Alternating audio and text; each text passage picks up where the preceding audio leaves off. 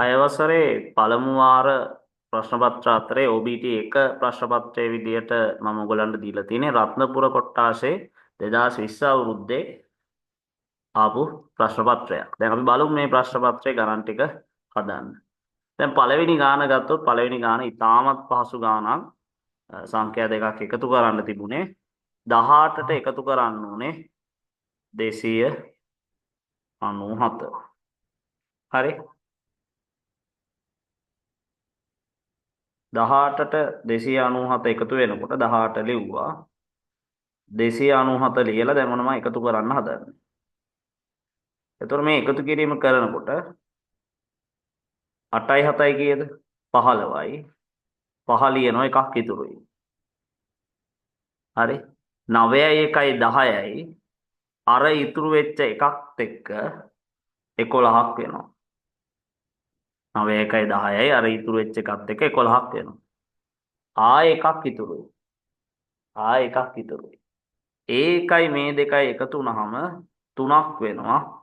උත්තරේ 315ක් කියලා ඔයගොල්ලෝ අරන් තිබ්බනම් නිවැරදි. දැන් අපි බලමු දෙවෙනි ගාන. දෙවෙනි ගානට ගියාම මෙන්න මේ දීලා තියෙන සංඛ්‍යාවක් මේ සංඛ්‍යාවේ නාමය ලියන්න කියලා කියන්නේ. ඔයගලන්ට මතක ඇති සංඛ්‍යාවක් දුන්නාම අපි මුලින්ම කරේ ඒක කලාප වලට වෙන් කරා. මෙතන තියෙනවා කලාප 4ක්. ඒකක දහස් මිලියන. එතකොට මේක අපි කියවුවොත් මේක කියවන්න වෙන්නේ 3 මිලියන 407,201 කියලා. කොහමද? 3 මිලියන 407,201. ඊට පස්සේ අපි ඊළඟ ප්‍රශ්නෙට ගියොත් පස්සරු 12යි 10 සම්මත ආකාරයට ලියන්න කියනවා. එතකොට 12යි 10 ලියවෙන්නේ 12යි 32ක් 10යි කියලා ලියවෙන්නේ. 12යි 10 ලියවෙන්නේ 12යි 32ක් 10යි කියලා ලියවෙන්නේ. පස්සරු 12යි 10 කියන්නේ මේ දවල් 12යි 10. දවල් 12යි 10 වෙනකොට දවස පටන් අරන් ගිහිල්ලා තියෙන පැය 12කුයි තව මිනිත්තු 10කුයි. ඔන්න ඔය විදිහට තමයි ලියවෙන්නේ. ඊට පස්සේ ඊළඟට මෙන්න සංඛ්‍යාවක් දීලා තියෙනවා. සංඛ්‍යා රේඛාවක් දීලා තියෙනවා. මේ සංඛ්‍යා රේඛාව ඇසුරෙන් මේ දීලා තියෙන ප්‍රශ්න වලට උත්තර ලියන්න ඕනේ. එතකොට මේ සංඛ්‍යා රේඛාවේ නිරූපණය කරලා තියෙනවා සංඛ්‍යා දෙකක්. ධන 1 p ලෙසත් ඍණ 3 q ලෙසත් නිරූපණය කරලා තියෙනවා. පළවෙනි ප්‍රශ්නේ ඇවිල්ලා අපෙන් අහන්නේ මෙතන තියෙන විශාලම සංඛ්‍යාවට අදාළ. මෙතන නිරූපණය කරලා තියෙන විශාලම සංඛ්‍යාවට හිමි අක්ෂරය කුමක්ද? මෙතන තියෙන වැඩි සංඛ්‍යාව සංඛ්‍යා දෙකයි ලකුණු කරලා තියෙන්නේ ධන 1 සහ ඍණ 3. ඍණ 3ට වඩා ධන 1 වැඩි. එතකොට ඊට අදාළ අක්ෂරය p. ඊළඟට දැන් p සහ q ගත්තාම p විශාලත්වයෙන් වැඩි. ඔයගොල්ලෝ දන්නවා p ගේ පැත්තට කට ඇරෙනවා. p විශාලත්වයෙන් වැඩි p ගේ පැත්තට කට ඇරෙනවා. ඊට පස්සේ ඊළඟට තත්පර 170ක් මිනිත්තු හා තත්පර වලින් ලියන්න ඕන. එතකොට තත්පර 170 මිනිත්තු හා තත්පර වලින් ලියද්දී අපි දන්නවා තත්පර 60ක් මිනිත්තු එකක් වෙනවා. තත්පර 60ක් මිනිත්තු එකක් වෙනවා. එතකොට 170ට 60ව කීයක්ද බැලුවොත් 170ට 60ව 2යි. 60ව 2යි. 60ව 2ක් 120යි. 60ව 2ක් 120යි. ඉතුරු වෙනවා කීයක්ද? 50ක්. ඉතුරු වෙනවා 50ක්. එතකොට මෙතෙන්ට අදාළ උත්තරේ අපි ගත්තොත් මිනිත්තු 2යි තව තත්පර 50යි. මිනිත්තු 2යි තව තත්පර 50යි. උත්තරේ මිනිත්තු 2යි තත්පර 50යි කියලා ලියුණා නම් හරි. හරි. ඊළඟ ප්‍රශ්නෙට ගියොත් ඊළඟ ප්‍රශ්නේ තියෙනවා වෘත්තය මත පිහිටි ලක්ෂ මොනවද කියලා ප්‍රශ්නයක් අපෙන් දිහලා තියෙනවා. වෘත්තය මත පිහිටි ලක්ෂ අපි ලකුණු කරොත් අපි ලිව්වොත් මොනවද ලියන්න වෙන්නේ? වෘත්තය මත තියෙන ලක්ෂයක් තමයි ඔතන A කියන ලක්ෂය වෘත්තය මත තියෙන්නේ. ඒ වගේම C කියන ලක්ෂයත් වෘත්තය මත තියෙන ලක්ෂ. වෘත්තය තුල පිහිටි ලක්ෂයක් තියෙනවා. වෘත්තය ඇතුළත පිහිටි ලක්ෂයක් තියෙනවා. කවුද? D.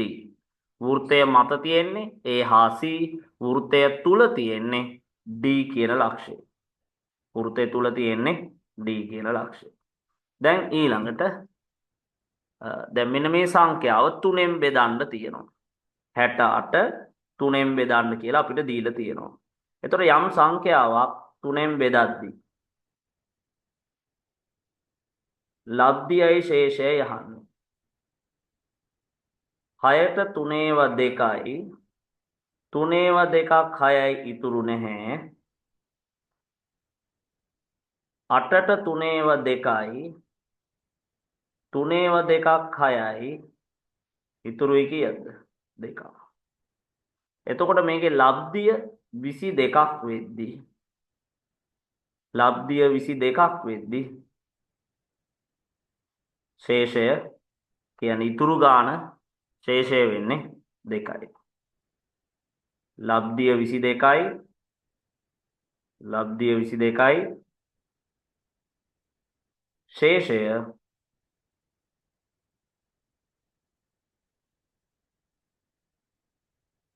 ඇවිල්ලා 2යි. ඊට පස්සේ ඊළඟට ලබ්ධිය 22යි ශේෂය 2යි. ඊළඟ ගාන 387 ආසන්න 10ට වටයක්. 387 ආසන්න 10ට වැටෙව්වහම 87 තියෙන 80යි 90යි අතරේ මේක ආසන්න 10ට වැටෙව්වහම 390යි. 387 ආසන්න 10ට වැටෙව්වහම 87 ළඟ 90ට උත්තරේ 390යි. දැන් මෙතන තියෙන සටහනේ පූර්ණ සංඛ්‍යා දෙකක් ලියන්න කියලා කියනවා. මෙතන තියෙන පූර්ණ සංඛ්‍යා විදිහට අපිට ගන්න පුළුවන් ධන 5 ධන 7. ඊළඟට දැන් 7න් එක 3න් එක කිව්වම භාග සංඛ්‍යා. අපි ඒවට කියනවා ඒකක භාග කියලා කියන උඩ එකේ ඉලක්කම නම් තියෙන අපි කියනවා ඒකක භාග කියලා. ඊළඟ ප්‍රශ්නය. වෘත්තයක හරිමැද සොයා ගැනීම සඳහා නැමිය යුතු අඩුම වාර ගන්න. මම නිතර පන්තියේදීත් අහපු දෙයක්. වෘත්තයක හරිමැද කියන්නේ කේන්ද්‍රය. ඒ හරිමැද හොයාගන්න වෘත්තාකාර කඩදාසියක් කී පාරක් අඩුම නවන්න ඕනේද? කී පාරක් නැවිය යුතුද? දෙවරක් නැවිය යුතුයි. හරි. ඊට පස්සේ පොත් 3ක් 48යි පොත් දුසිමක්. දැන් සමහර වෙලාවට ළමයිට අමතක වෙනවා. ළමයි දන්නේ නැහැ සමහර වෙලාවට දුසිමක් කියන්නේ කීයක්ද කියලා. පොත් 3ක් 48යි. පොත් 3ක මිල 48යි. එක පොතක මිල බලන්න 48 බෙදන්න ඕනේ 3. එතකොට 4ට 3/1යි 3/1ක් 3යි ඉතුරු එකක් 18ට 3/6යි. එතකොට පොත් 3ක මිල 48යි පොතක මිල 16යි. පොතක මිල 16යි. පොත් 12ක මිල බලන්න 16 12න් වැඩි කරන්න. 16 12න් වැඩි කරන්න. දැන් 12 වරක් 6 72යි 7ක් ඉතුරුයි. 12 වරක් 1 12යි 12යි 7යි 19යි. එතකොට පොතක මිල 16ක් වෙනවා. පොත් 12ක මිල 192ක් වෙනවා. හරි. දැන් ඊළඟ ගාන. OBT 1 ප්‍රශ්න පත්‍රයේ 11 වෙනි ප්‍රශ්න ඉවරුනේ. කෙටි ප්‍රශ්නවල දැන් අපි බලමු 12 වෙනි ප්‍රශ්නේ. මෙන්න මේ සංඛ්‍යා සියල්ලම භාවිතා කර ලිවිය හැකි කුඩාම සංඛ්‍යාව ලියා එහි පහ පිහිටි ස්ථානයේ ස්ථානීය අගය ලියන්න කියනවා. කුඩාම සංඛ්‍යාව. එහෙනම් කුඩාම සංඛ්‍යාව මේ ඉලක්කම් 4ම භාවිතයෙන් ලියන්න පුළුවන් කුඩාම සංඛ්‍යාවේ එතකොට දහස් ස්ථානයට අපි එකේ ඉලක්කම දාමු. සිය ස්ථානයට බිංදුව අරගෙන දස ස්ථානයට 5 එක ස්ථානයට 8. ඒතර 1058 තමයි මේ ඉලක්කම් 4ම භාවිතයෙන් ලියන්න පුළුවන් කුඩාම සංඛ්‍යාව වෙන්නේ.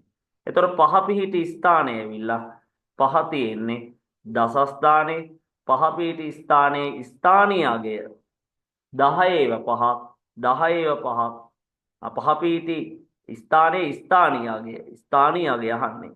නිරූපණය වන වටිනාකම නෙවෙයි. පහ තියෙන්නේ දස ස්ථානයේ එන ස්ථානීය අගය.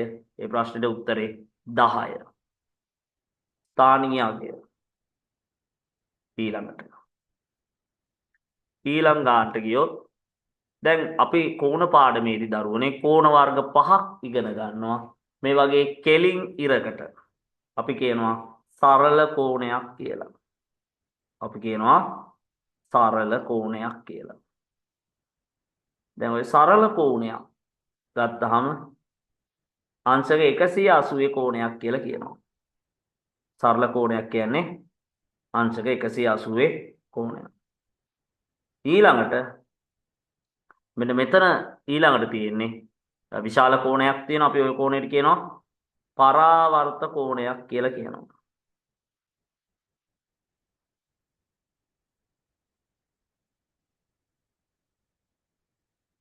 පරාවර්ත කෝණයක් කියලා කියනවා. ඔය විශාල කෝණයට අපි කියනවා පරාවර්ත කෝණයක් කියලා. සරල කෝණයක් ඒ වගේම අපි කියනවා ඔය කෝණයට පරාවර්ත කෝණයක්. කෙලින් ඉරකට අපි කියනවා සරල කෝණයක් කියලා. ඔය ඊළඟට තියෙන කෝණය පරාවර්ත කෝණයක් වෙනවා. ඊළඟට දැන් මේ භාජනය පුරවන්න කී පාරක් දාන්න ඕනේද? දැන් අපිට පේනවා දැන් ඔන්න එකපාරක් දැම්මොත් ඔය වගේ මට්ටමකට පිරෙනවා. ඊළඟට දැන් අපි ඔය වගේ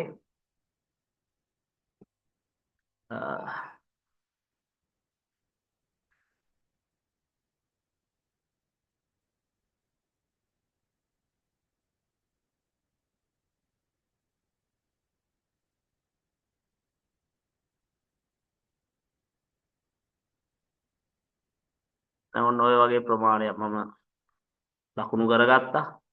දැන් මම ඒක ගෙනල්ලා තියෙනවා.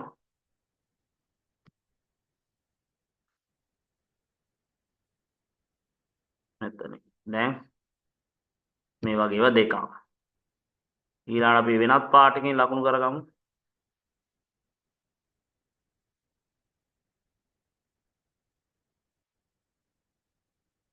හරි. දැන් අපිට හිතෙන් මැනලා දාන්නත් පුළුවන්.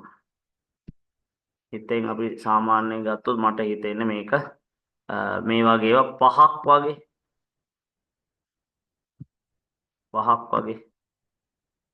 මොන දැන්ට 3ක් තියලා ඉවරයි. තව දෙකක් විතර තියාගන්න පුළුවන්. එතකොට මේ වගේ මේක කී ගුණයක්ද කියන එක තමයි මේ අහන්නේ. වඩා සුදුසු උත්තරේ මට පේනවා දැන් එකක් දෙකක් තියාගෙන යනකොට මේක 5 ගුණයක් වගේ. එහෙනම් කී A භාජනයේ පුරවන B භාජනයේ කොපමණ වාරයක් දාන්න ඕනේද කියලා අපෙන් අහන්නේ. කී පාරක් දාන්න ඕනේද? 5 පාරක් දාන්න ඕනේ කියලා ලියලා තිබ්බනම් හරි. එහෙනම් එතන 5 කියන උත්තරේ අපි ගමු. ඊළඟට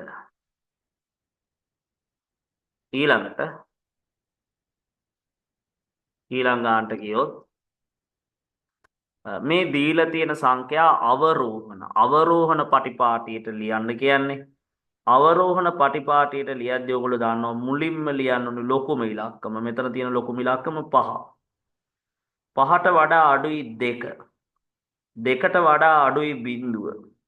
0ට වඩා අඩුයි ඍණ 1. ඍණ 1ට වඩා අඩුයි ඍණ 3. විශාලම සංඛ්‍යාව 5. ඊට වඩා අඩුයි 2. ඊට වඩා අඩුයි 0. ඊට පස්සේ ඊට වඩා අඩුයි ඍණ 1. 3ක් අඩුයි කියන එක ඊටත් වඩා අඩුයි. එතකොට මේක අවරෝහණ පටිපාටියට ලිව්වොත් ඔන්න ඔය විදිහට තමයි ලියවෙන්නේ. ඊළඟට මේ 16 වෙනි ගාන පිළිතුරු සපයන්න. 56 වැඩි කරන්න 100ෙන්. 56 100ෙන් වැඩි කරාම 56 අගට බිංදු 2ක් එනවා. උත්තරේ 5600ක් වෙනවා. 470 බෙදුවහම උත්තරේ 47යි. 470 එහෙනම් බෙදන්න ඕනේ කීයෙන්ද? දැන් ඔයගලන්ට පේනවා උත්තරේ 47ක් වෙලා. එතකොට උත්තරේ ගන්නකොට බලන්න එක බිංදුවක් අඩු වෙලා ගිහිල්ලා. එහෙනම් මෙතන බෙදන්න ඕනේ කීයෙන්ද? 10යි. 470 10න් බෙදුවහම උත්තරේ 47යි. ඊට පස්සේ ඊළඟ ගාන. ඒහි සිටින නිමේෂ් D වෙත ගමන් කළ ආකාරයේ රූපයේ දැක්වේ. හරි ඒ ගාව ඉඳලා එයා D ගාවට යන හැටි තියෙන්නේ.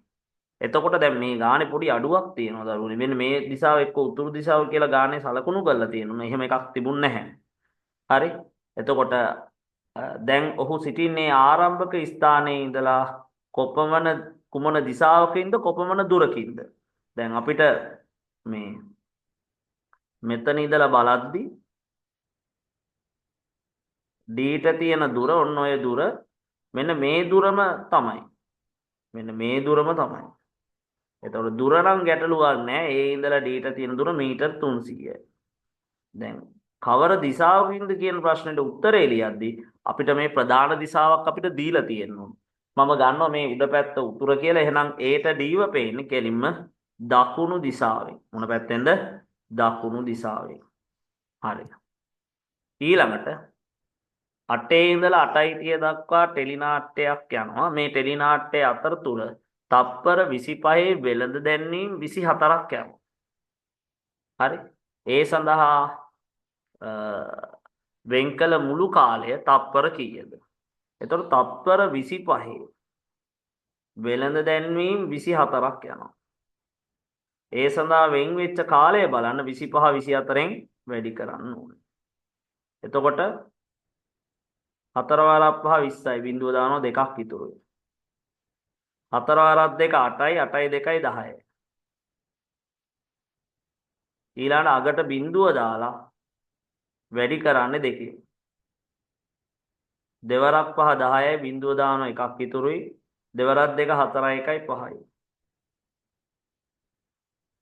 100යි 500යි එකතු නම් කීයද? 600යි. 100යි 500යි එකතු නම් 600යි. වෙන් කළ කාලය තප්පර කීයද? වෙන් කළ කාලය තප්පර 600ක් වෙනවා. එක ඇඩ්වර්ටයිස්මන්ට් එකකට තප්පර 25යි. තප්පර 25 වෙළඳ දැන්වීම් 24ක් විකාශනය වෙද්දී වෙන් වෙච්ච කාලය තප්පර 600ක් වෙනවා. එතකොට දැන් 4න් වැඩි කරද්දී ආයෙමත් සරයක් කියන 4 පහ 20යි බිඳුව දානවා දෙකක් ඉතුරුයි. 4 වරක් 2 8යි අර ඉතුරු වෙච්ච දෙකත් එක්ක 10යි. ඊළඟට අකට බිඳුව දාලා වැඩි කරන්නේ දෙකෙන්. එතකොට අකට බිඳුව දාලා වැඩි කරන්න ඕනේ දෙකෙන් වැඩි කරද්දී. අන්න ගොඩක් කට්ටියට වැරදෙන තැන. දස ස්ථානයේ ඉලක්කමෙන් වැඩි කරද්දී එක ස්ථානයකට බිඳුව යොදාගෙන තමයි දෙකෙන් වැඩි කිරීම සිදු කරන්න ඕනේ. හරි. එතකොට උත්තරේ ওই විදිහට එනවා. ඊළඟට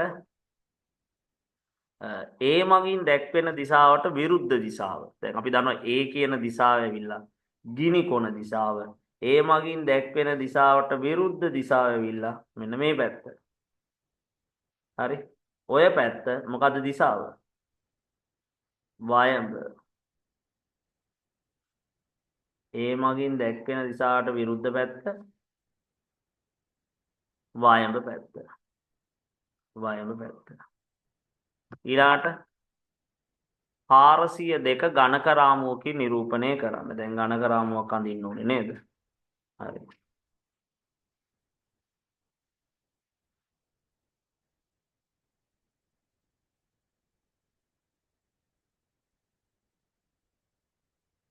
හරි.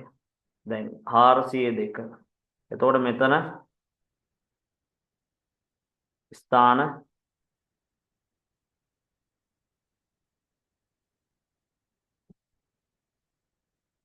4ක් තියෙනවා. එතකොට මොනවද ස්ථාන 4? එක ස්ථානය. එක ස්ථානය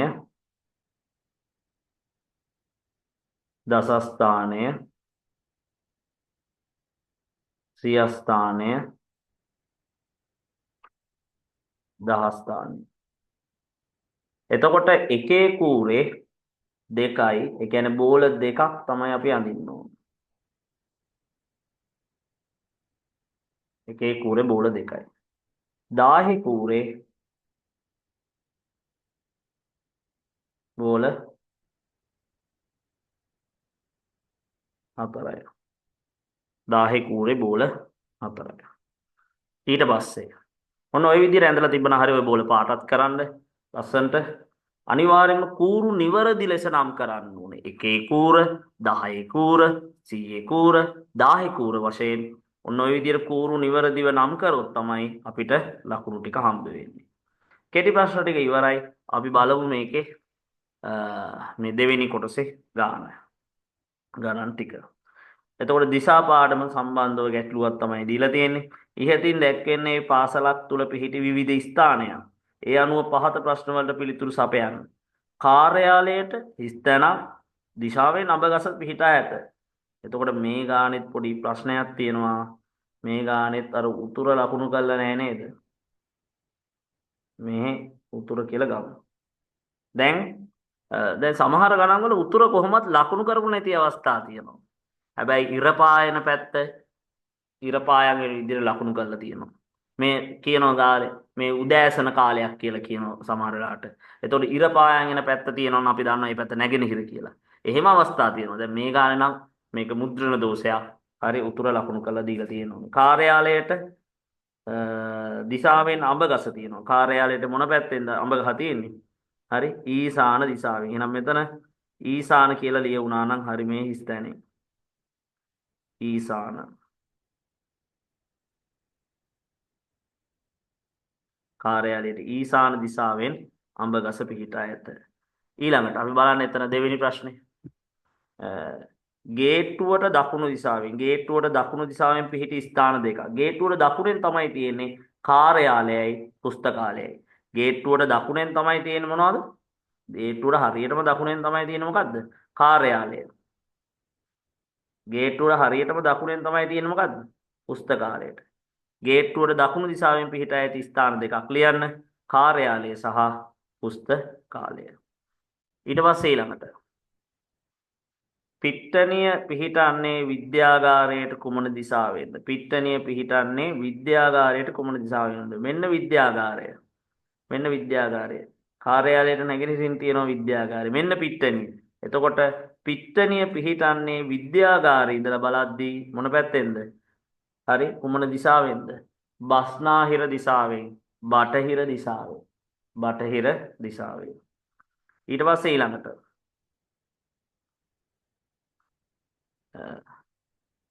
මෙත්සර ගේට්ටුවෙන් ඇතුළු වී කාර්යාලය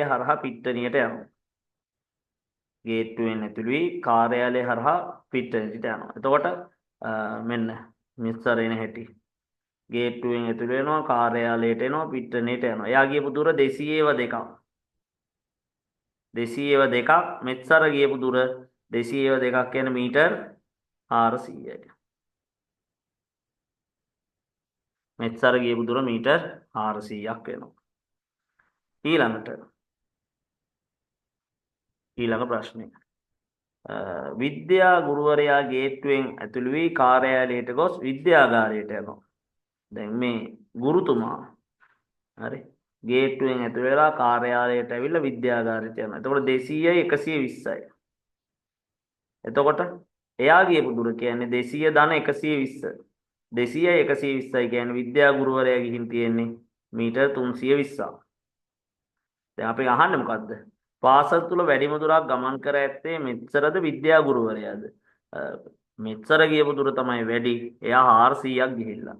මෙච්චර ගියපු දුර වැඩි. එහෙනම් එතන උත්තරේ මෙච්චර. ඊළඟ ප්‍රශ්නේ. දෙදෙනාම ගමන් කළ දුර කීයද? අපි දැක්කා මෙච්චර ගියේ මීටර 400යි. අපේ සර් ගියේ මීටර් 320යි. එහෙනම් දෙන්නම කොච්චරක් ගියාද කියලා බලන්න එකතු කරන්න ඕනේ. 400ට 320ක් එකතු වුණාම දෙන්නම ගිහින් තියෙනවා මීටර් 720ක්. දෙන්නම ගියපු දුර මීටර් 720ක් වෙනවා. ඊළඟට 4365.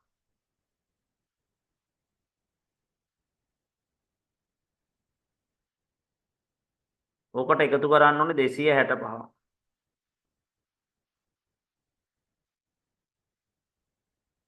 පහයි 5යි 10යි බිඳුව දාන එකක් ඉතුරු වෙයි. 6යි 6යි 12යි 1යි 13යි. එකක් ඉතුරු වෙයි. 2යි 3යි 5යි අර ඉතුරු 1යි 6යි මේ හතර ලිව්වා. ඒතර 4630යි. 4630. දෙන්නම ගියපු දුර 4630ක් වෙනවා. ඊළඟට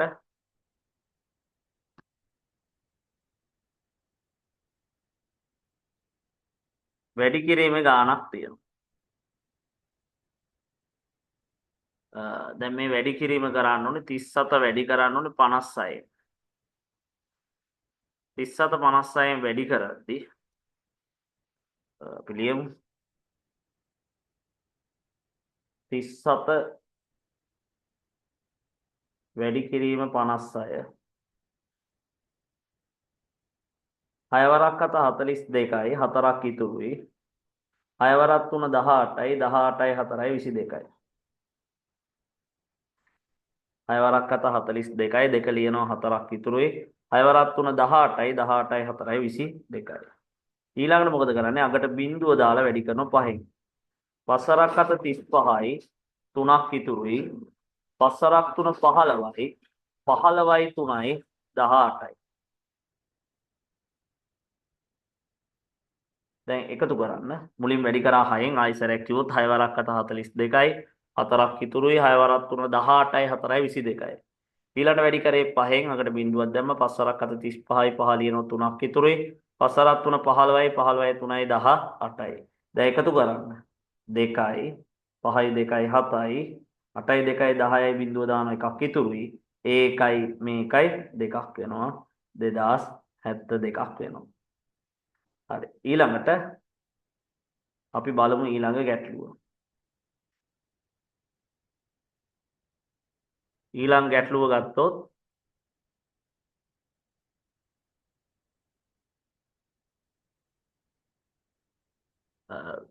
10න් වැඩි කරන්න සහ 10න් බෙදන්න තියෙන්නේ. ඉතින් අපි දන්නවා 10න් වැඩි කරනකොට උත්තරේ ගන්න හරිම ලේසි. අර සංඛ්‍යාවේ යකට බිඳුවක් එකතු වෙන එකයි වෙන්නේ 450ට බිඳුවක් එකතු වුණාම 4500යි. 10න් බෙදද්දි අග බිඳුව අයින් වෙලා ගිහිල්ලා උත්තරේ වෙන්නේ 75. උත්තරේ වෙන්නේ 75. ඊට පස්සේ ඊළඟට දැන් මෙතන මේ බෙදීමක් තියෙන්නේ. හරි 5400 ගානක්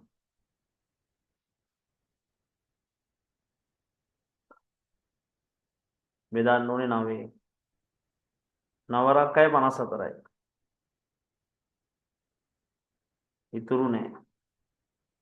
මෙතන 7යි 8යි තියෙනවා නම් මෙන්න මෙතන 7යි 8යි තියෙන්න ඕනේ. එතකොට 7ට 9ව නෑ කියන බිඳුවක් තමයි මෙතන එන්නේ. 9 වරක් බිඳුව බිඳුවයි. හරි. එතන මේ සම්පූර්ණ 78ට තමයි මේ බලලා තියෙන්නේ. මොකද හිස් කොට දෙකයිනේ තියෙන්නේ. 7ට 9ව නෑ කියලා බිඳුවක් දාලා 9 වරක් 8 72යි. 9 වරක් 8 72යි. ඉතුරු වෙනවා 6ක්. ඉතුරු 6 එතන දීලා තියෙනවා. එතකොට මෙතන තියෙන්න ඕනේ හිස් කොටුවේ 72. මෙන්න මෙතන 72. ඊළඟට මෙතන 78. මෙතන 6යි 8යි අතර බිඳුව. හරි. ඊළඟට අපිට චක්‍රේ හොඳට පුළුවන් නම් මේ වගේ ගානක් පහසුවෙන් ගන්න පුළුවන්. ඉහත උත්තරේ ලබ්ධිය කීයද කියලා. ලබ්ධිය කියන්නේ උත්තරේටනේ. එතකොට 608. 608. ඊළඟට සංඛ්‍යා රේඛාවක් ඇඳලා මේ සංඛ්‍යා රේඛාව මත මේ සංඛ්‍යා ලකුණු කරන්න කියලා කියනවා. සංඛ්‍යා රේඛාවක් ඇඳලා සංඛ්‍යා රේඛාවක් අඳිනවා මම. දැන් සමාන පරතරයක් ඇතුව අඩිරූල භාවිතේ සමාන පරතරයක් ඇතුව මෙහි විදියට ක්‍රමාංකණය කර ගැනීම කරන්න. ඔයගලන්ගේ පොතේ කොටු රූල් කොළවල කොටු තියෙන නිසා පහසුවෙන් ලකුණු කරගන්න පුළුවන්. අදිශයකට අඩි රූල් කොලයක් කරොත් අපි අඩි රූල භාවිතයෙන් අපිට ලකුණු කිරීම කරන්න පුළුවන්. බිඳුවෙන් දකුණු අත පැත්තේ ධන සංඛ්‍යා, බිඳුවෙන් වම් අත පැත්තේ ඍණ සංඛ්‍යා.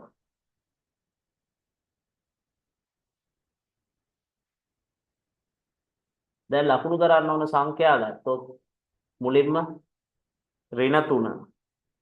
ඍණ 3 ලකුණු කරොත් කොහොමද ලකුණු කරන්නේ? ඍණ 3 කොතනද තියෙන්නේ? ඍණ 3 තියෙන්නේ මෙන්න මෙතන. හරි. ටිකක් අද පාඩකින් ගමු. ඍණ 3. ඍණ 3. හරි. ඊළාන්ට ධන 4 මෙතන. ඊළඟ බිඳුව එතන. එතකොට මේවා මේ ඉංග්‍රීසි අකුරු වලින් නම් වෙන්න ඕනේ. A කියන්නේ ඍණ 3යි.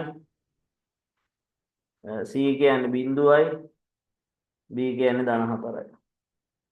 B කියන්නේ ධන 4යි. ඔන්න ඔය විදිහට එන්නේ. ඊළඟට මෙන්න මේ විදිහේ අපිට දීලා තියෙනවා අසමානතා ලකුණු යොදා ගනිමින් මේක ලියන්න කියලා සම්පූර්ණ කරන්න කියලා. ඒ ටික මකලේ නේද?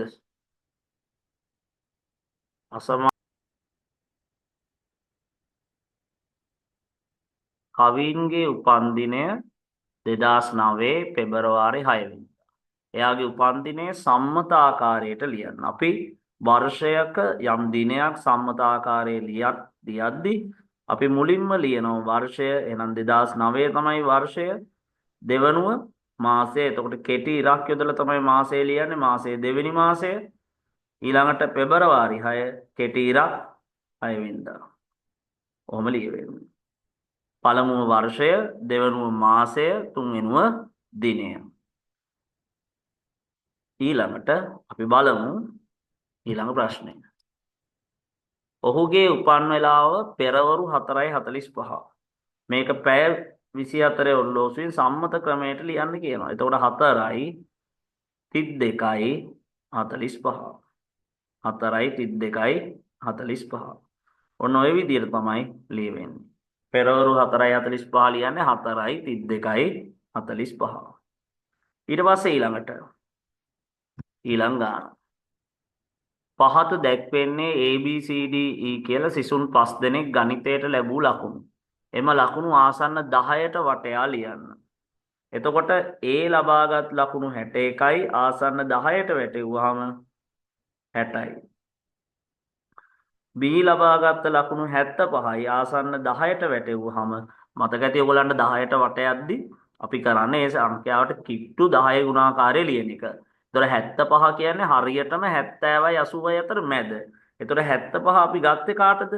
75 අපි ගත්තේ වැඩි කෙනාට. එහෙනම් 80යි. 79 ගන්නෙත් අපි වැඩි කෙනාට 80යි. 69 ගන්න වෙන්නේ අපිට 70ට. 84 ගන්න වෙන්නේ 84 තියෙන්නේ 80යි 90යි අතරේ 84 ගන්න වෙන්නේ 80ට. ඔන්න ඔහම එන්නේ. ආසන්න 10ට වටේලා ලිව්වහම ওই විදිහට එනවා. ඊට පස්සේ ඊළඟ ගාන. ආසන්නව සමාන ලකුණු ලබාගත් අය නම් කරන්න. ආසන්නව සමාන ලකුණු ලබාගත් අය නම් කරන්න කියලා කියනවා. එතකොට දැන් අපිට ගන්න පුළුවන් වැටෙව්වට පස්සේ ආපු අගයන් ටිකක් පොඩ්ඩක් ලියලෙමු. 60යි 80යි 80යි 70යි 80යි.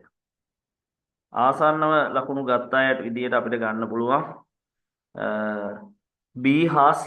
ආසන්නව ලකුණු ලබා ගත්ත අය නම් කරන්න B හා C තමයි වඩාත් සුදුසු. B ට වඩා C ලකුණු 4ක් තමයි වැඩි. ඒ දෙන්නගෙම ලකුණු ආසන්න 10ට වැටෙවුවාම 80ට තමයි සමාන වුනේ. ඊළඟට ගීසරගේ ලකුණු ආසන්න 10ට වැටෙවුවාම 90 ආවේ. ඉතින් මේ සංඛ්‍යාව විදිහට තියෙන පුළුවන් අඩුමගේ. දැන් වැටෙවුවාම ආවේ 90. මේ සංඛ්‍යාව විදිහට තියෙන පුළුවන් අඩුමගේ ඔයට වඩා 5ක් අඩුයි කීයද? 85. වැඩිමගේ මීට වඩා 4ක් වැඩි කීයද? 94.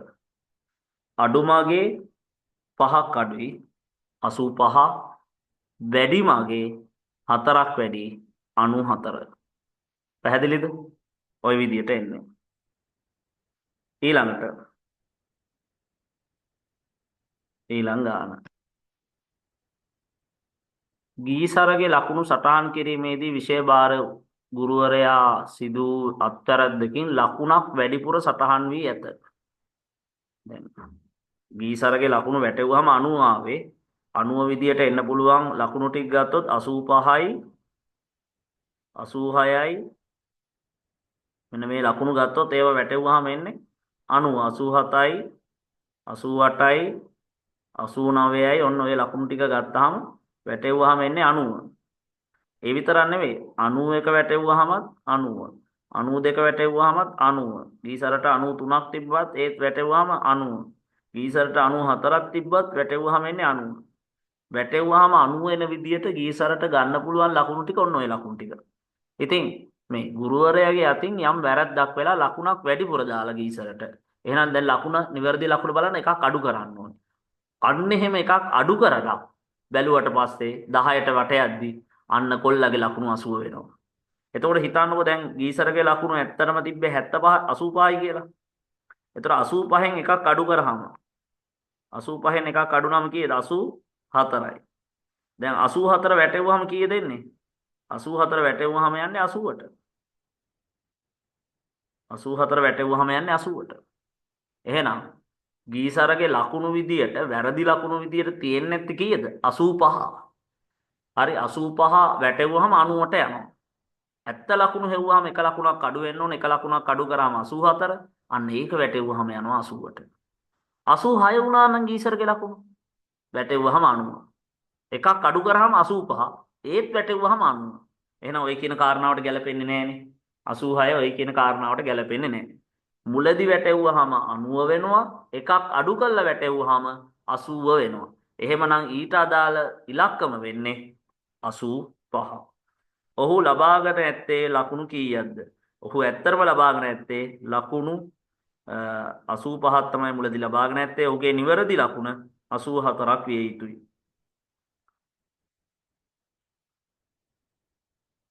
ඔහුගේ නිවැරදි ලකුණ වෙන්නේ 84.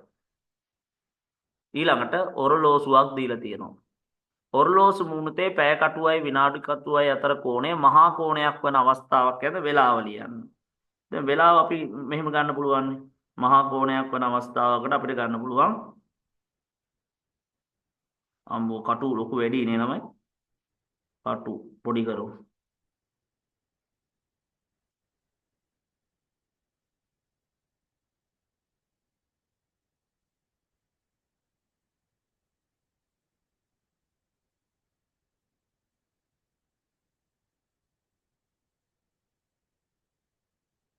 පහ.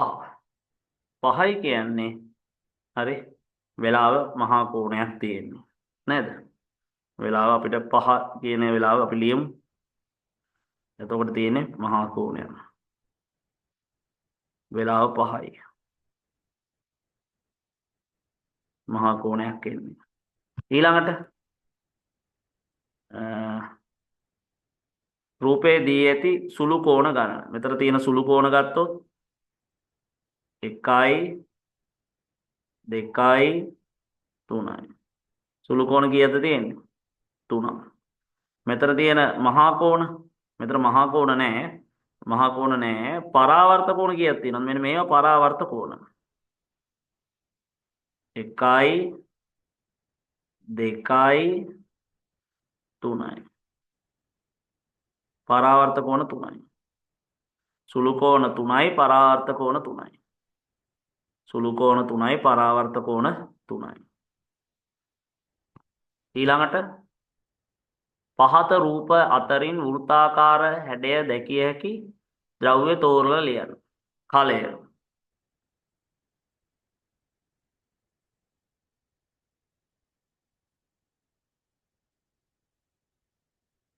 කලය. වෘත්තාකාර හැඩය දකින්න තියෙනවා. එහෙනම් කලය ගන්න පුළුවන්. ඝනකය පුළුවන්ද? බෑ. සිලින්ඩරය. සිලින්ඩරයක් හැඩය දැන් කිරිපිටි ටින් එකක් ගත්තොත් සිලින්ඩර ආකාරයි. ගන්න පුළුවන් පුතේ. චෛත්‍යයේත් ළමයි මේ වෘත්තාකාර හැඩය දකින්න පුළුවන්. දාගබේ වටේට යනකොට අපි වෘත්තාකාර මාර්ගයේ ගමන් කරන වෘත්තය. උල් නොකල පැන්සලක් ගත්තත් ළමයි නේද? ඒක දැන් සිලින්ඩරයක් වගේනේ. දැන් සමහර පැන්සල් නම් මේ වෘත්තාකාර නොවන අවස්ථාවක් තියෙන අවස්ථා තියෙනවා. ඒනොට උල් නොකල පැන්සලයක වෘත්තාකාර හැඩය අපිට දකින්න පුළුවන්. පෙළ පොත ඒව ගන්න බෑ. ඉතින් ওই ටික තමයි අපිට ගන්න පුළුවන්. වෘත්තාකාර හැඩය දකින්න තියෙන ඒවා විදියට. ඊළඟට අපි බැලුවොත් ඊළඟ ප්‍රශ්නේ 1 මිලියන 301,001 1 මිලියන එහෙනම් මිලියන කලාපේ දරුවනේ 1 301,000 300 1000 දහස් වල 301 300 1 බිංදු 2යි 1 1 මිලියන 301,001. දැන් ඔයගොල්ලන්ට මතක තියාගන්න ඕනේ කලාප වලට වෙන් කරද්දී යම් පරතරයක් තියෙන්න ඕනේ. 1 මිලියන 301,001 1 මිලියන 301,001 301න් 15ක් අඩු කරන්න ඕනේ. 301න් 15ක් අඩු කරන්න. එකෙන් 5ක් අඩු කරන්න බෑ. එහා පැත්තෙන් ගත්ත 11න් 5ක් ගියාම 6යි. 9න් එකක් ගියාම 8යි. 286. 6යි 5යි 11යි එකක් ඉතුරුයි. 8යි 1යි 9යි 9යි 1යි 10යි එකක් ඉතුරුයි. ඒ 1යි මේ 2යි 3යි. ගණක රාමුවක නිරූපණය කරන්න 286. 286 ගණක රාමුවක නිරූපණය කරොත්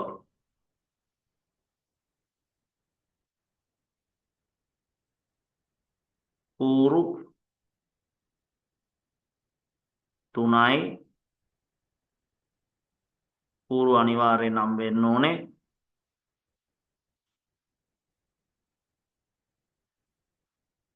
එකේ කූර 10 කූර 100 කූර. එතකොට එකේ කූරේ 6යි.